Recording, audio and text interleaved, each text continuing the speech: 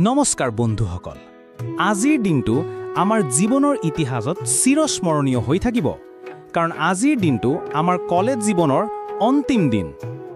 এই কেম্পাছৰ প্ৰতিটো কোণত আছে আমাৰ কৈশোৰৰ গল্প, স্বপ্নৰ ছবি আৰু স্মৃতিৰ সোঁৱৰণ। প্ৰথম দিনত যেতিয়া আমি নতুন আশা আৰু ভয়ৰ মাজত এই গেটখন পাৰ হৈ প্ৰৱেশ কৰিছিলোঁ, সেয়া আছিল আমাৰ যাত্ৰাৰ আৰম্ভণি।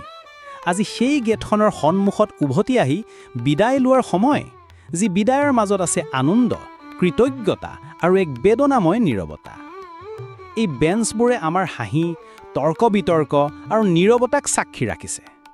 এই গছবোৰে দেখা পাইছে আমাৰ ঋতুচক্ৰৰ দৰে দিন, কেতিয়াবা বতাহত উৰুৱা মুখুলিৰ দৰে হালধীয়া সুখ আৰু কেতিয়াবা বৰষুণৰ ফুটাৰ দৰে চকুপানীৰ দিন।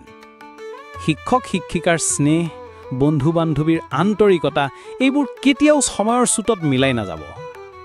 জীৱনৰ আগন্তুক পদবোৰ আমাৰ অপেক্ষাত আছে, কিন্তু কলেজৰ দিনবোৰ আমাৰ হৃদয়ৰ কোঠাত সদায় উজ্জ্বল হৈ থাকিব।